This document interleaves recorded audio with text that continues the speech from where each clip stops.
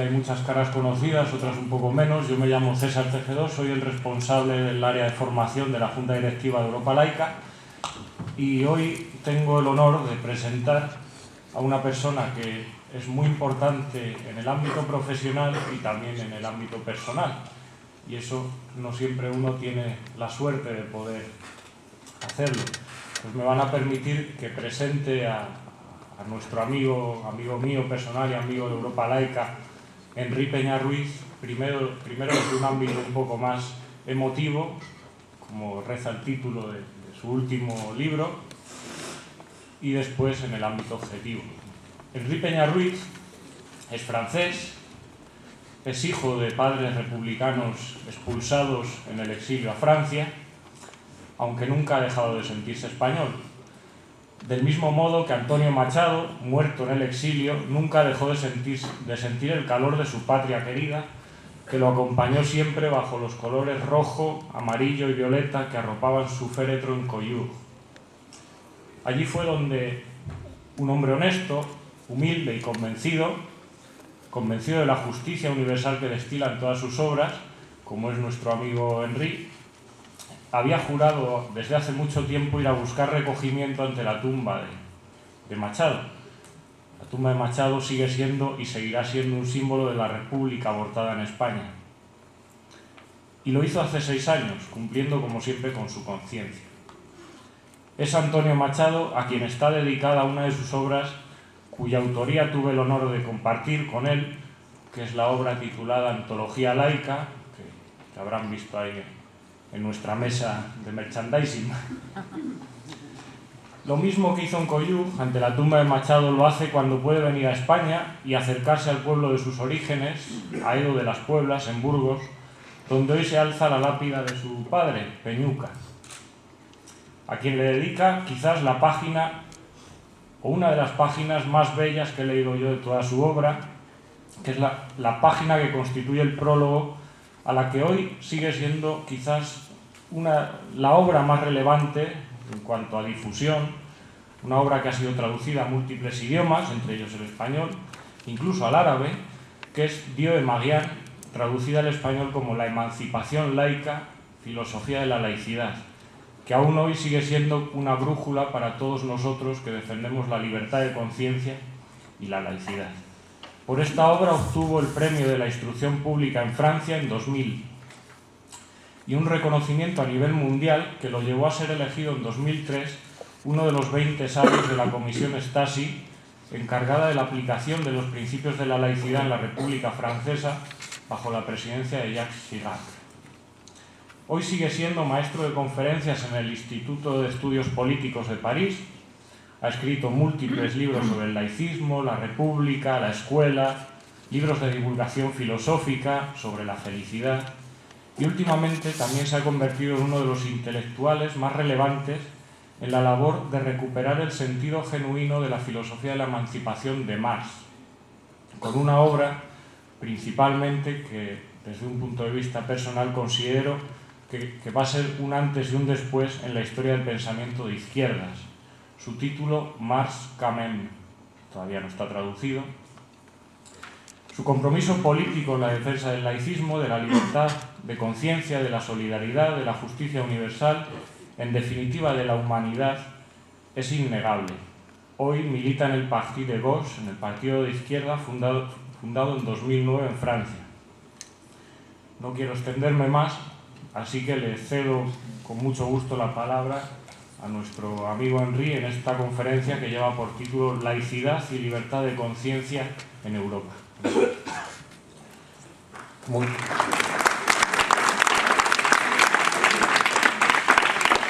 Cada vez que vengo en España tengo emoción por volver a mi primera patria, mi prehistoria, que es mi historia vigente y presente. Pero esta vez con esa introducción con demasiado de Álava, la emoción es doble. César Tejedor es un amigo, es el coautor de la Antología Laica. No voy a hacer una presentación recíproca, pero también quiero decirle que le considero como un amigo verdaderamente, pero también como un hermano, como este coautor sobresaliente de inteligencia y de sensibilidad que se encontró tan adecuado con el ideal común que estamos defendiendo.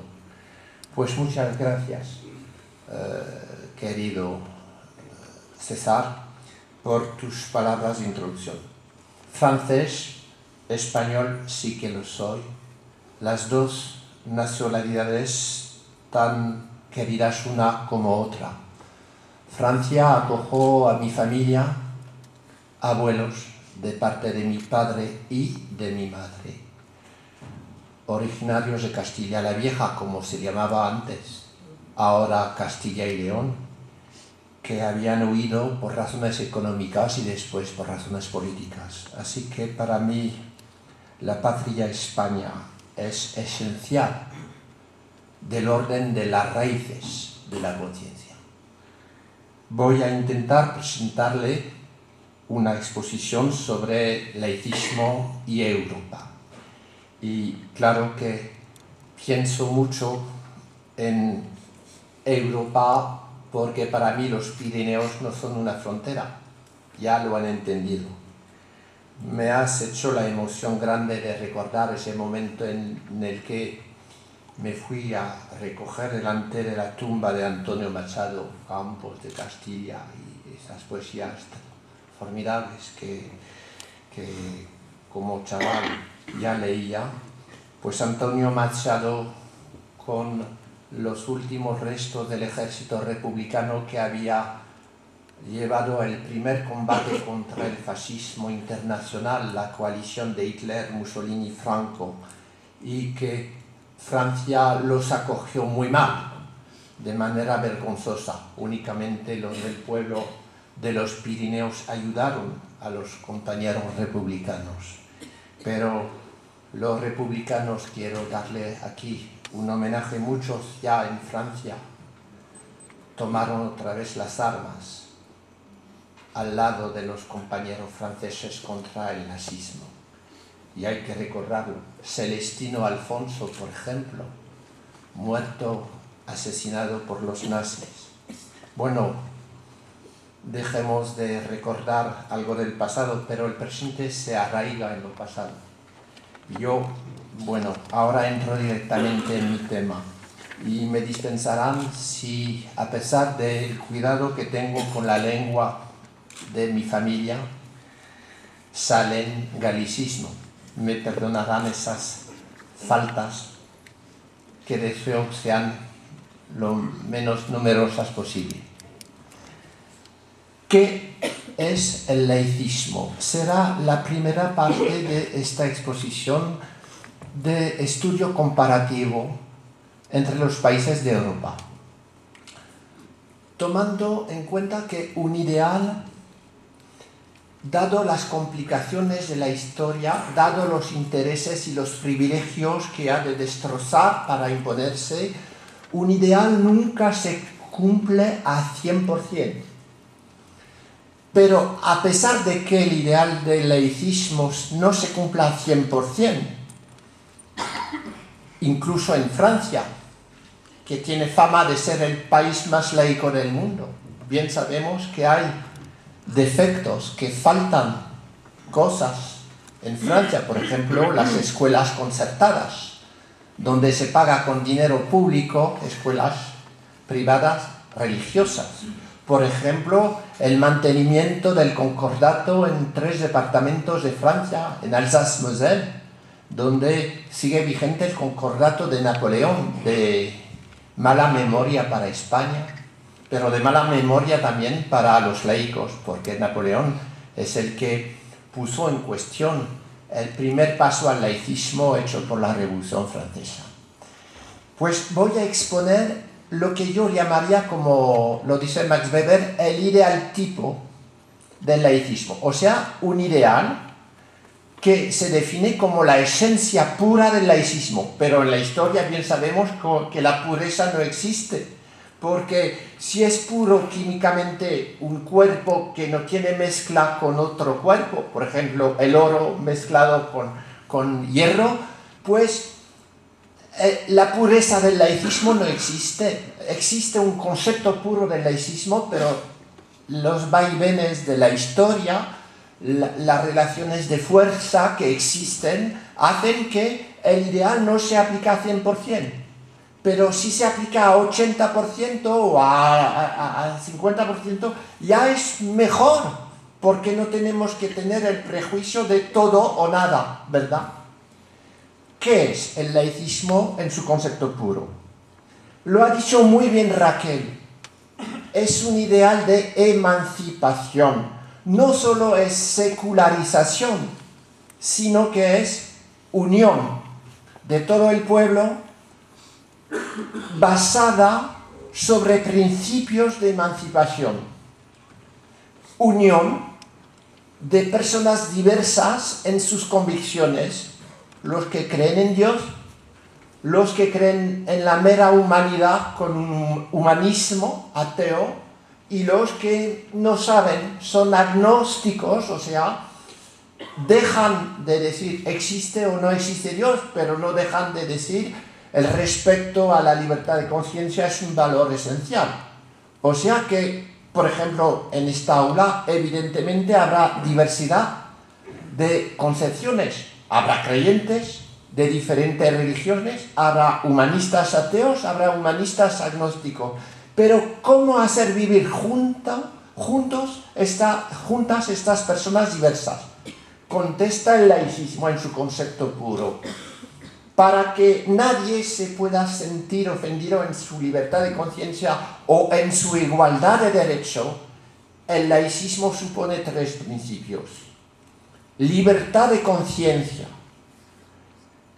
Mi conciencia ha de ser libre. Ya lo decían los filósofos estoicos. La liberté citadelle intérieure. La libertad es un castillo interior que no se puede tomar de asalto. La libertad del esclavo Epictet era importante. A pesar de tener cadenas en sus miembros, tenía la conciencia libre. Y esta idea que sube al principio de la filosofía es que la conciencia ha de ser libre. Decir conciencia libre es decir un pleonasmo, es decir la misma cosa, una redundancia. Libertad de conciencia. Pero, según principio, es que se puede imaginar que César, mi vecino, pueda tener una libertad de conciencia más pequeña que la mía. Que yo tengo una libertad de conciencia con el privilegio de imponer al público mi propia convicción espiritual. Entonces, si pasa esto, que, por ejemplo, César es creyente y que yo soy ateo, y que digo yo soy ateo, quiero un humanismo ateo oficial. Entonces es cuando daño a la libertad de conciencia y a la igualdad de César, si él es creyente. Claro que eso es una hipótesis para pensar la cosa. Pues el segundo principio es estricta igualdad de derechos de todos los ciudadanos y ciudadanas que sean creyentes ateos o agnósticos, lo que prohíbe, lo que impide todo tipo de privilegio público de la religión o del ateísmo.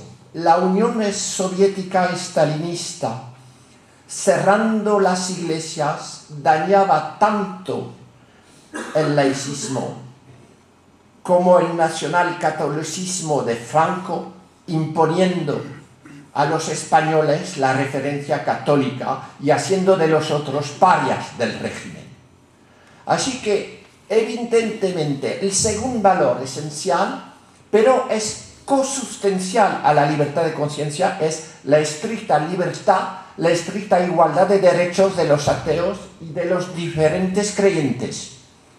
Porque los hay en Europa que, claro, dicen, bueno, hay libertad de conciencia, pero mantienen los privilegios. de la religión. Ya daré ejemplos. En este caso, evidentemente, no hay laicismo.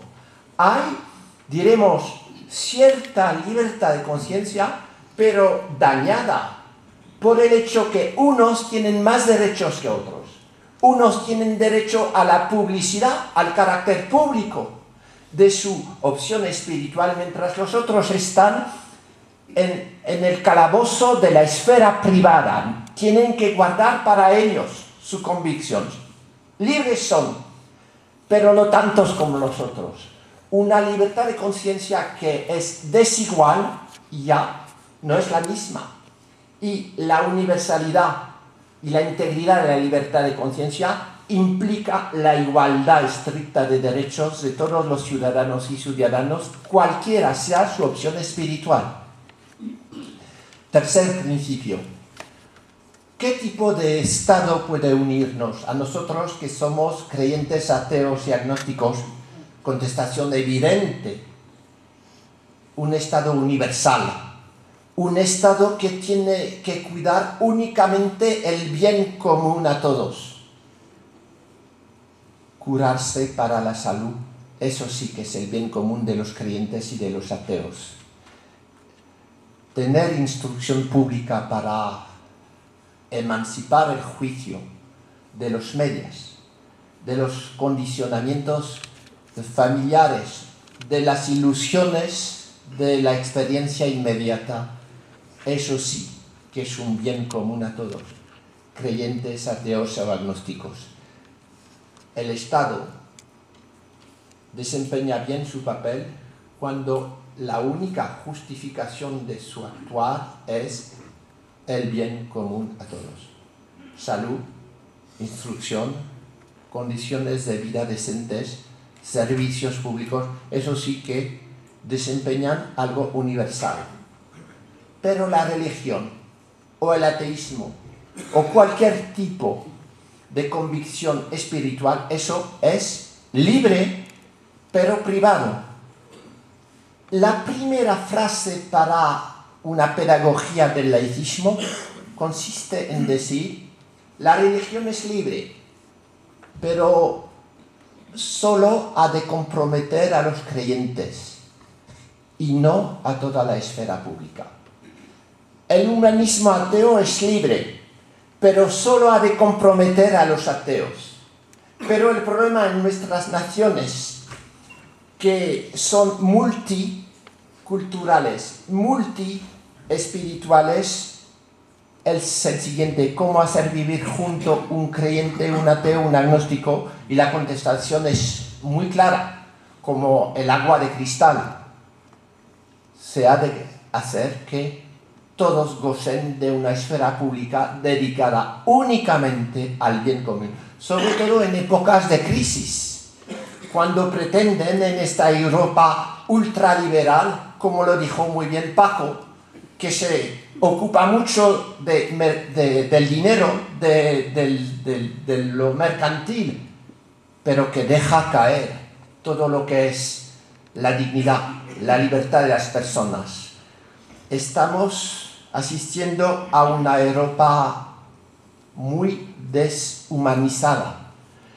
El contrario de lo que soñaba Victor Hugo cuando soñaba con lo que decía él: les États-Unis d'Europe, los Estados Unidos de Europa. ¡Qué bonito ideal! Pero ¿cómo soñaba Victor Hugo? Europa laica, como la organización a la que pertenezco, con mucho orgullo. Europa laica, sí. Europa social, que no cuida a la libertad del capital, no trata de hacer bajar el precio del trabajo, sino que trata de desarrollar a todos los hombres, a todos los seres humanos, con un base, efectivamente, de humanidad de la economía. Tenemos una Europa que tiene este carácter de unir un ultraliberalismo con la doctrina social de la Iglesia, o sea, el suplemento de alma de un mundo sin alma. Caridad, en vez de solidaridad. Esta Europa, con el lobby del Vaticano, que hace presión para que Europa se defina como cristiana. Pero entonces, si Europa se define como cristiana, ¿qué vamos a hacer de los ateos, de los budistas, de los musulmanes? ¡Afuera! ¿O ciudadanos de su segunda zona? No es posible. Estricta igualdad de derecho, lo que impide todo tipo de privilegio.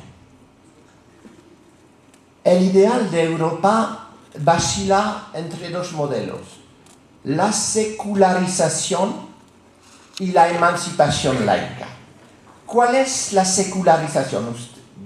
Ustedes saben que antaño la Iglesia distinguía lo secular y lo regular. Vivían bajo reglas religiosas los religiosos. Y un movimiento nació poco a poco, pero con resistencia de los religiosos, diciendo que se había de trasladar las funciones públicas de regulación del cuerpo social de la autoridad regular de la religión a la autoridad secular de autoridades civiles. Eso fue la primera forma, pero aquí, y lo ha dicho de manera muy clara Raquel en su introducción, aquí no existe todavía el laicismo, porque el laicismo ¿en qué consiste? Para promover libertad de conciencia, igualdad estricta de derechos y universalidad del Estado, ¿qué hay que hacer?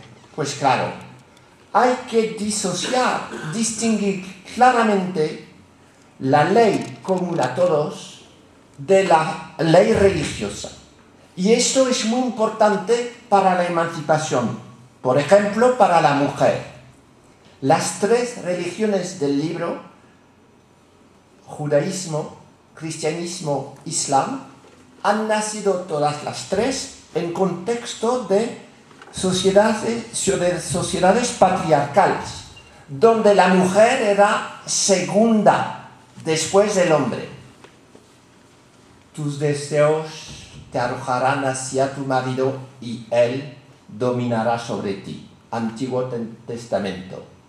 Pablo, en una epístola célebre: Femmes, soyez soumises a vos maris. Mujeres, tenéis que ser sometidas a vuestros maridos. Corán 27 Surah: la femme a un degré de préséance de moins que l'homme. La mujer tiene un grado menos de existencia jurídica que el hombre. En los tres casos, no hay una religión mejor que otra sobre esto, a pesar de lo que dice Huntington en su lucha, en su choque de las civilizaciones, que pretende que el occidente judeo-cristiano evidentemente es superior al oriente musulmán. Amnesia, Huntington, amnesia. Recuerda 15 siglos de persecución religiosa a base del nacionalcatolicismo, la limpieza de sangre en España, los marranos, la expulsión de los judíos en 1492, orden de Isabel la Católica, que quieren canonizar muchas veces. Pues no hay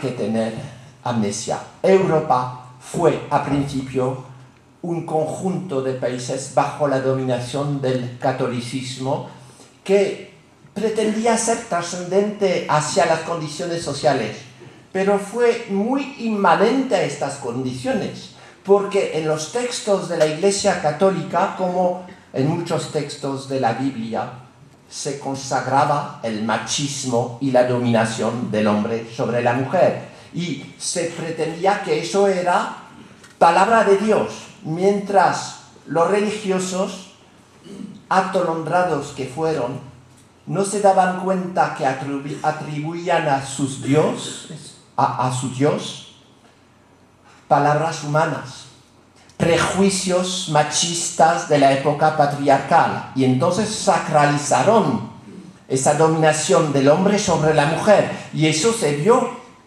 en las leyes ¿Y cuál es la emancipación laica? Es un ejemplo que me parece el más sobresaliente. Es el hecho de decir, bueno, la ley común a todos ya tiene que ser independiente de la ley religiosa. Los que quieren practicar la concepción tradicional de la familia, hacer el amor únicamente para tener hijos, que hagan esto. Nadie les impone hacer más, pero que no quieran imponer a los demás su cosmovisión particular. Eso dicen los laicos. En Francia hemos tenido manifestaciones tremendas contra el hecho de casarse atribuidas a todos, incluso a los homosexuales. Pero yo hice un artículo diciendo, pero ¿quién impone a los católicos este modelo? Tienen la libertad total de seguir con su concepción de la familia tradicional. ¿Por qué quieren seguir tener el magisterio moral y ético de la familia? Pues miren, en Europa tenemos hoy 3 casos de relación entre política y religión. El primer caso es la religión oficial. Por ejemplo, Elizabeth de Inglaterra es jefe de la Iglesia Anglicana y todas las manifestaciones públicas están con autoridades religiosas. Los ingleses me van a decir, somos libres. Claro, sois libres, pero hay discriminación entre los ateos y los creyentes.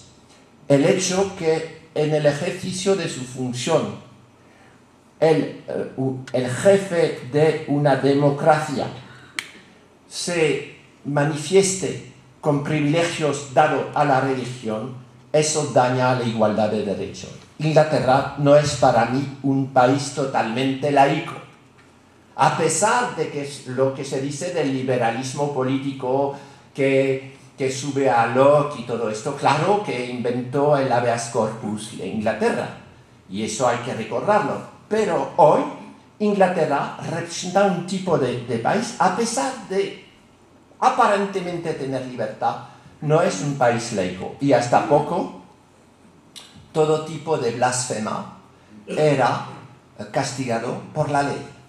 Entonces, eso es el primer caso, pero ya se va disminuyendo. Segundo caso, privilegios de la religión por concordato. Aquí tenemos un montón de países. España, a pesar de todo, sigue con el concordato franquista de 1953, lo que entra en contradicción con la Constitución española. Si ninguna religión tiene carácter estatal, como dice el artículo 16, entonces, ¿por qué se mantiene en una línea de este mismo artículo? Un diálogo, una coparticipación con la Iglesia católica, dado su papel histórico. Este papel histórico de la Iglesia católica tendría más bien como consecuencia que se le quite todo tipo de actuar en la esfera pública, que tener un privilegio. Recordemos cuando la Iglesia católica podía dictar la ley común, que fue de los judíos expulsados, que fue de los heréticos, y yo he visto haciendo el diccionario amoureux de la laïcité, que se traduce diccionario enamorado del laicismo. Yo me di cuenta de las barbaridades del catolicismo en Europa. Por ejemplo, el herético Giordano Bruno, que decía que el mundo era infinito y que no tenía centro, se le arrancó la lengua, todo vivo, con una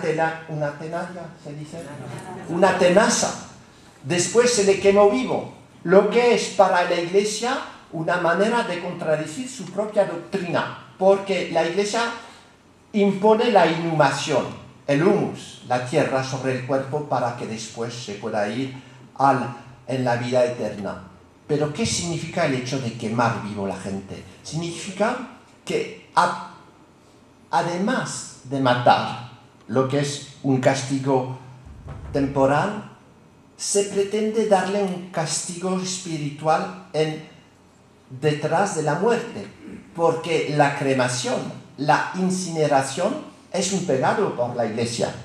Y muchas veces eran creyentes que iban quemados, o sea que tenían el doble castigo en la tierra y en el cielo, lo que contradice la idea del juicio último, que otorga a Dios y a Dios solo el hecho de juzgar.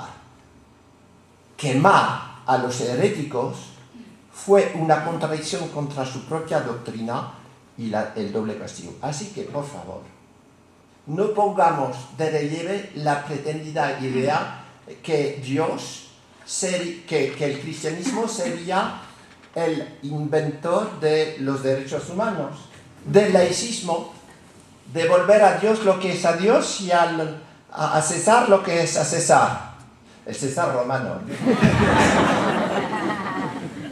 Pero esto no significa estricta separación. Eso significa, como lo dice Paulo, otra vez Paulo, San Pablo, omnis potestas nihil Deo. Toda potencia viene de Dios. Lo que significa que César, el romano, viene de Dios. Y entonces no significa separación, porque César es el poder indirecto de Dios sobre los hombres, mientras Dios es el poder directo. Así que la pretendida separación pretendidamente fundada en el cristianismo es un cuento. Es un cuento. La emancipación laica en Europa se conquistó en la sangre y las lágrimas contra el dispositivo teológico político de la Iglesia. Y enfrente de este tipo de historia reescrita por los religiosos, que pretenden ahora que el cristianismo inventó todo y que el Islam es la peor de las cosas, salvo que hay una diferencia entre Islam y cristianismo, no es ontológica, es histórica. Hoy todavía, pero nacen ya esperanzas laicas, por ejemplo en Túnez, donde Chokri Belaid intentó sacar la constitución de Túnez de la dominación de la religión. Hay auténticos progresos, pero lo que se puede ver es lo siguiente. Hoy hay una emancipación laica que está en camino en países del Islam, mientras la emancipación laica en países dominados por el cristianismo ha sido ya bastante hecha, pero todavía queda por acabarse. La diferencia no es de esencia de religión. Toda religión que tiene un poder temporal tiene tendencia a imponerlo. Y claro, en Europa, la resistencia de los países que tienen concordatos, Italia, España, Francia, en los territorios de Alsace-Moselle, es de mantener los privilegios públicos de la religión.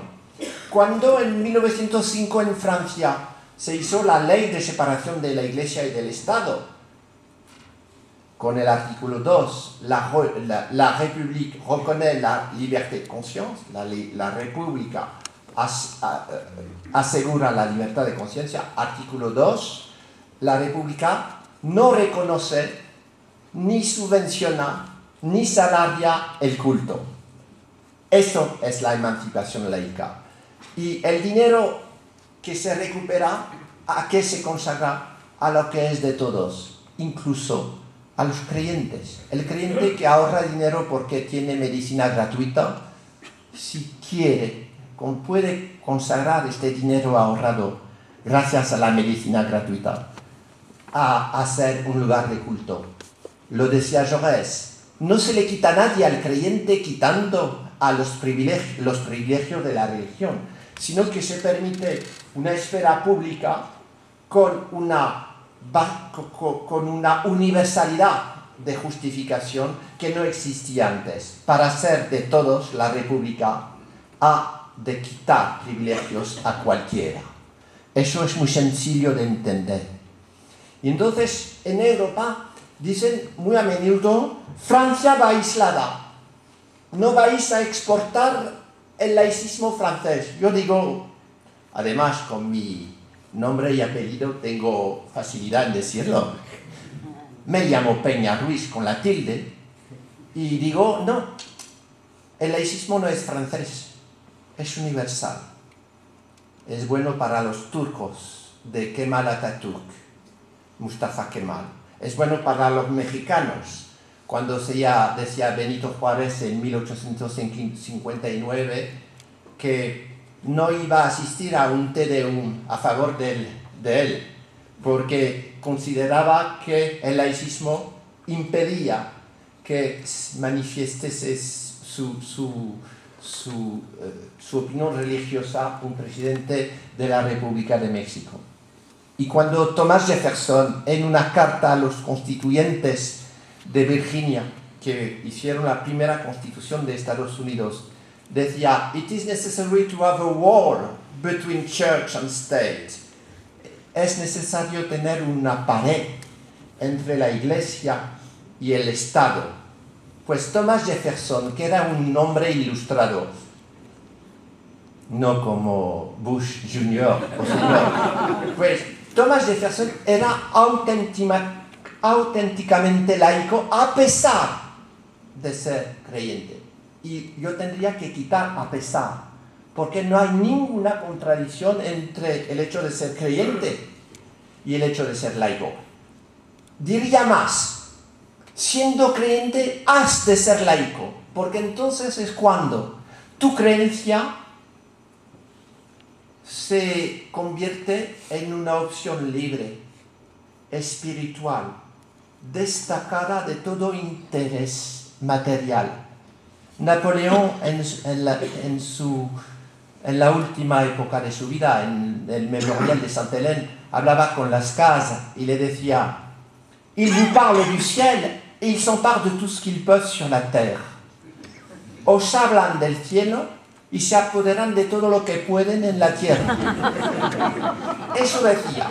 Pero ¿quién va a entender que este señor, que no había entendido que no se exporta la revolución a la punta de las bayonetas, por eso se fue a España y fue castigado por los españoles, con razón? Pero no entendía, es como este señor que bien ha visto lo que es la colusión de lo temporal y de lo espiritual a pretexto de religión, ¿cómo ha podido hacer el concordato? Únicamente por maquiavelismo político. Y lo dice. Pero evidentemente la religión puede ganar en espiritualidad lo que pierde en materialidad de privilegios. Así que Víctor Hugo, que era creyente, je viens à vous, Père auquel il faut croire, vengo a usted, Padre al que hay que creer. Víctor Hugo, que era creyente, también era laico y combatía contra no el cristianismo, sino lo que él llamaba le parti clerical, el partido clerical.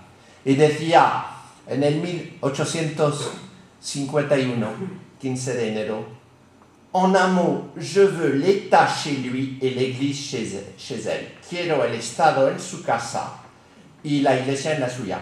Lo que mi amigo aquí presente Sazar ha traducido muy legalmente diciendo Henry, hay mejor que el Estado en su casa y la Iglesia en su casa. Y mi coautor dijo, el Estado a lo suyo y la Iglesia a lo suyo. Excelente traducción, ¿verdad? Efectivamente, pues el concordato es una lista de ventajas unilaterales concedido por el Estado a la Iglesia. No hay justificación para que un pueblo cualquiera pague los salarios del clero, porque los salarios del clero los ha de pagar los creyentes. Es una cosa evidente. Pero mire, en Francia, país dicho laico, todavía no hemos logrado quitar el concordato. Porque hay resistencia. Los que tienen privilegios no los dejan así, soltando.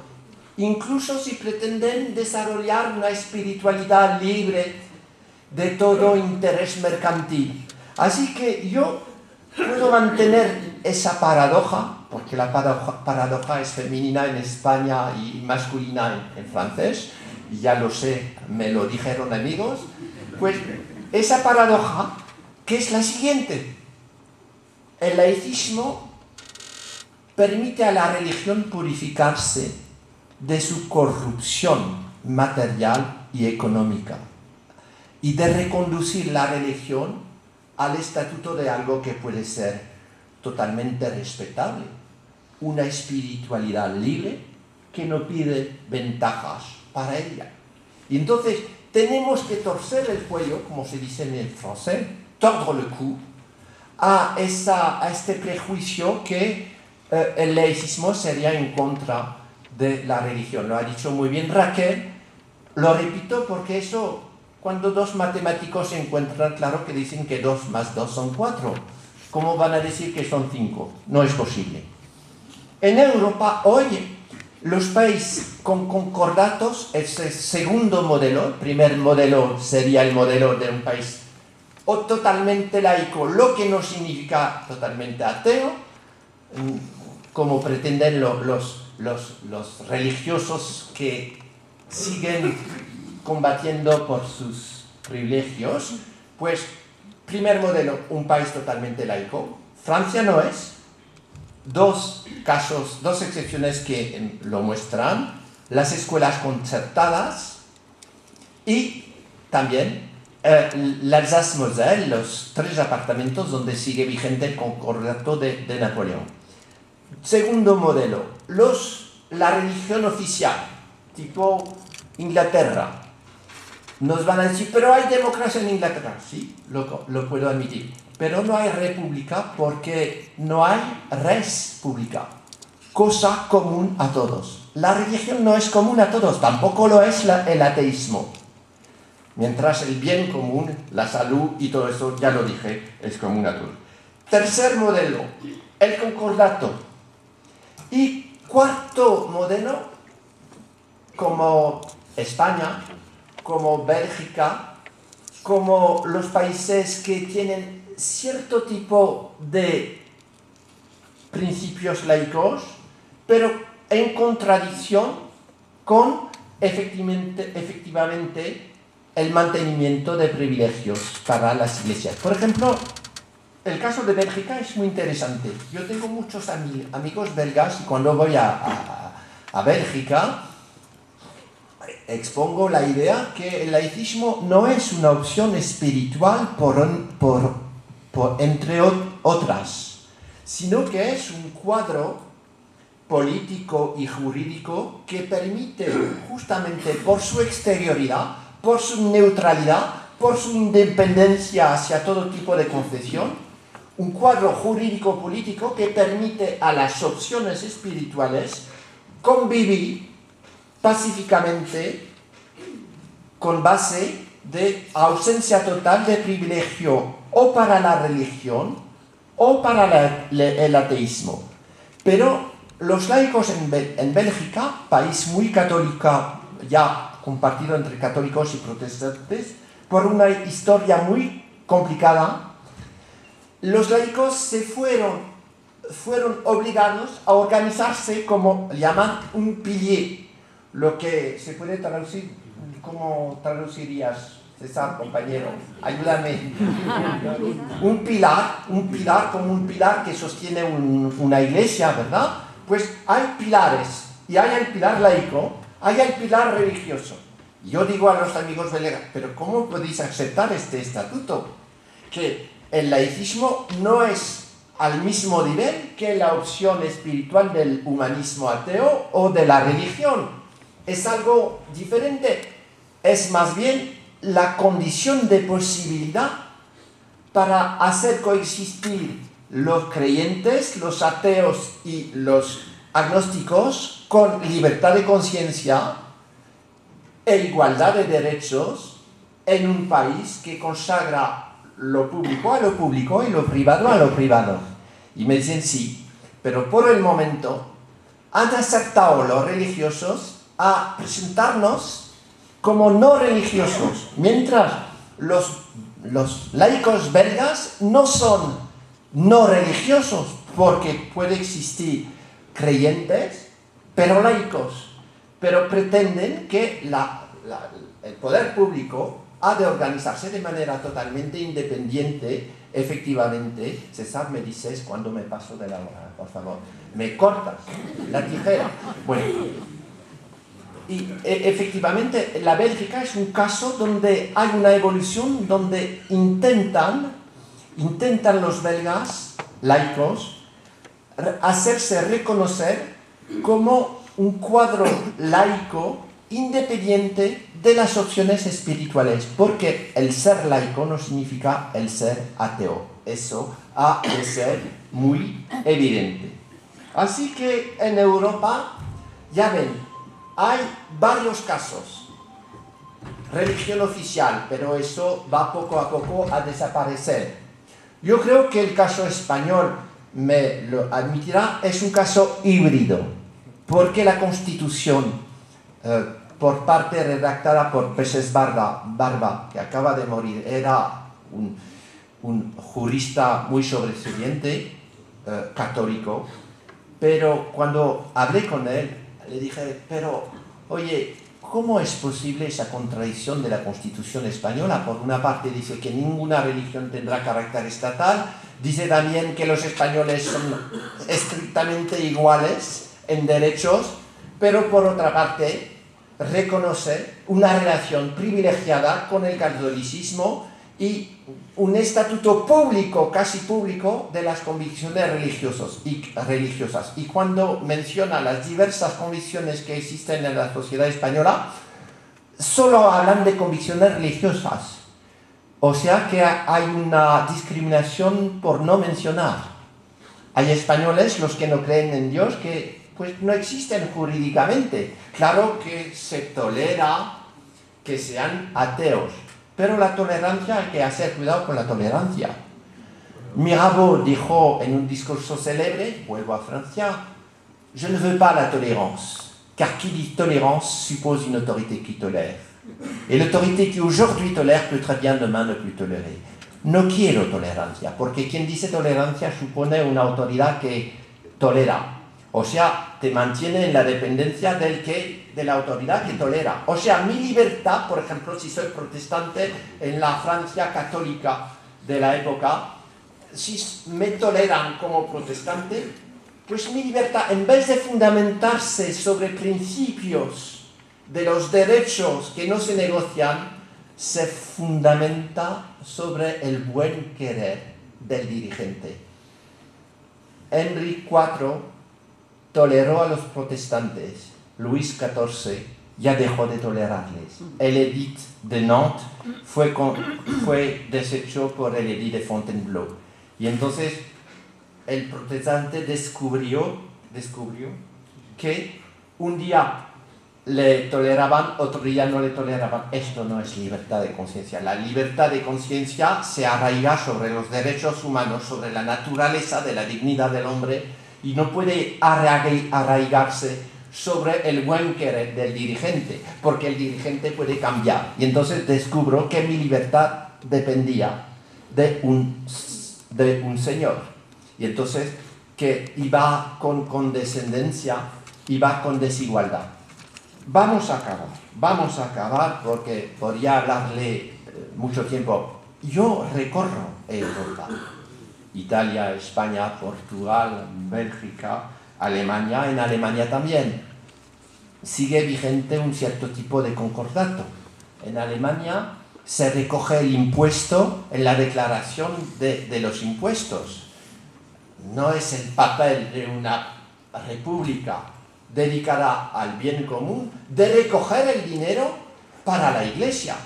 Así que en Alemania, evidentemente, tampoco hay verdaderamente laicismo. Y uno de mis combates en Francia y en Europa es de luchar contra la gente, contra los pensadores que pretenden ser laicos. Pero siendo laicos dicen, luchamos para una laïcité ouverte, inclusive. Luchamos para un laicismo abierto, inclusivo. ¿Abierto a qué, por favor, les pido?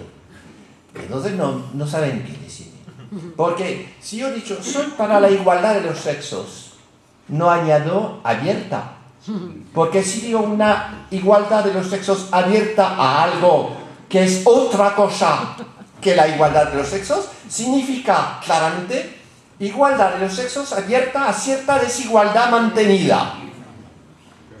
Pues los que defienden el concepto de laïcité ouverte, laicidad abierta o laicismo abierto, pues finalmente son hipócritas, porque están finalmente sugiriendo que el laicismo es cerrado.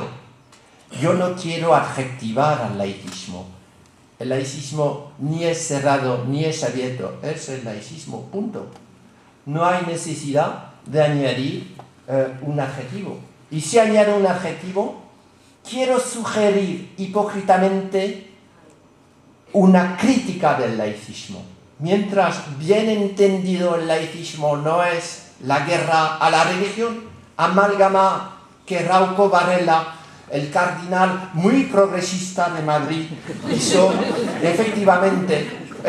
¿Qué es el laicismo abierto para Rauco Varela? Es la prohibición de la interrupción voluntaria del embarazo para las mujeres españolas. Vergüenza, regreso. España, que era un modelo de emancipación societal, ha regresado por culpa ha dictado Rauco Varela y Rajoy han dictado esa ley vergonzosa de regresión. Yo he ido a manifestar mi solidaridad con el pueblo español, con las mujeres españolas que luchan por el laicismo emancipador, como lo decía Raquel, lo que significa el derecho de dar la vida cuando yo quiero, porque dar la vida es una cosa, dar a luz, como lo dice magníficamente la lengua española, dar a luz, es una cosa muy bella, muy importante, decisiva. Y no se puede imaginar que la mujer pueda vivir este acto como algo que se le impone. Lo ha de elegir ella misma. Y si quiere practicar una sexualidad de placer y no solo de procreación, es plenamente su derecho. El hombre no ha venido en esta tierra para padecer, sí, claro que ha de padecer a veces, pero para gozar también. Y a esto ninguna cosmovisión religiosa puede oponerse. La regresión societal y al mismo tiempo social que se le impone a España, también se le impone en otros países.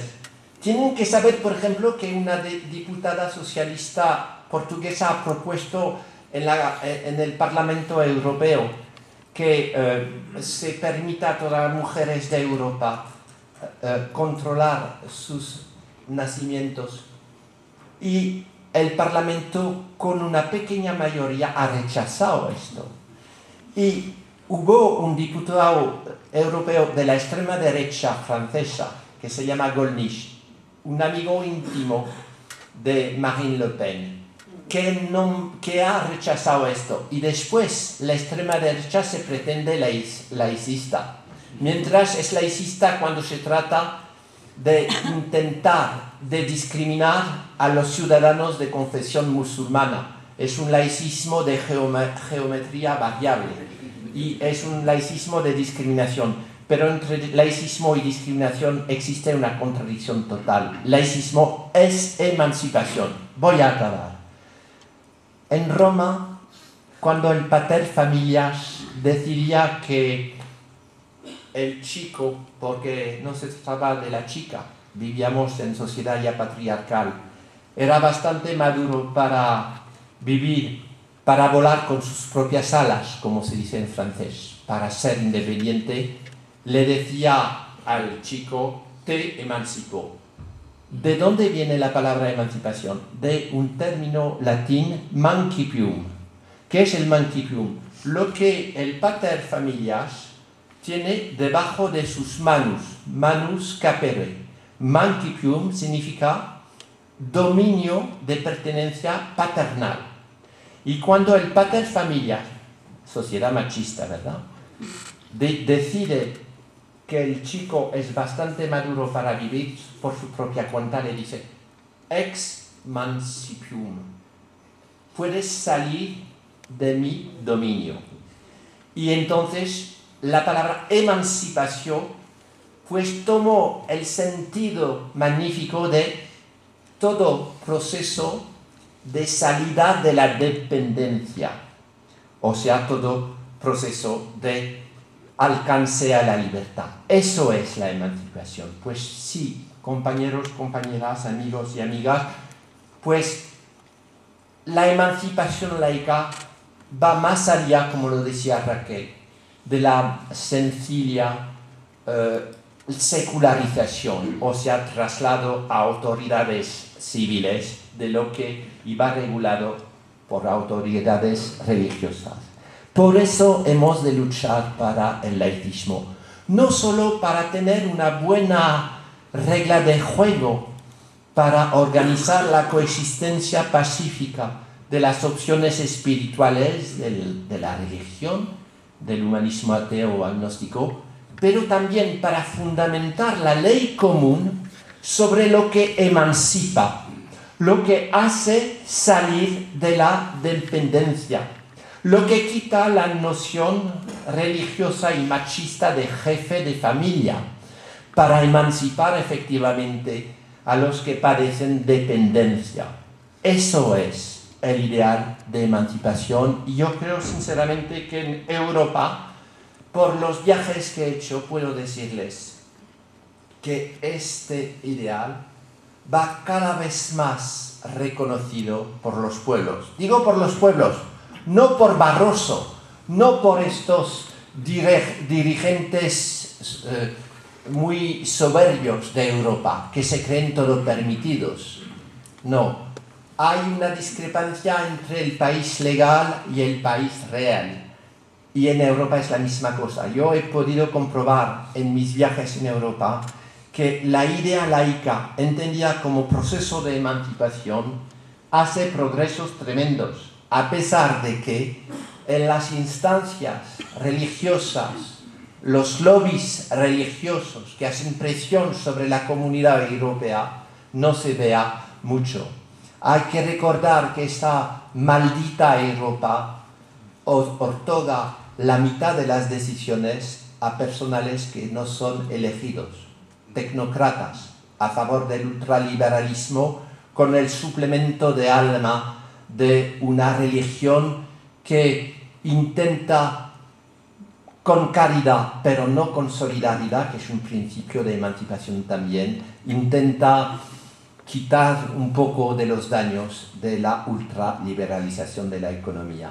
Y efectivamente, la lucha europea por el laicismo, como por la justicia social, como por la gestión humana de la economía, y no esta gestión tecnocrática que dice que el trabajo cuesta demasiado. Lo dice Carlos Ghosn a los obreros franceses de Renault, y dice: si no sois razonables para vuestros salarios, voy a deslocalizar a Valladolid la fabricación de los coches. Y a Valladolid, el director dice: si no sois razonables, voy a deslocalizar a Rumania. Y así va el mundo capitalista. Y en este campo, por esto acabo, la solidaridad entre la emancipación societal que permite el laicismo y la emancipación social que permite la justicia social, esto es el ideal con dos pilares: justicia social y emancipación laica. Y esto, amigos y amigas, me parece ser el porvenir nuestro si sabemos luchar, como lo podemos cuando no solo nuestra razón entiende los fundamentos del laicismo, pero también nuestro corazón. Muchas gracias.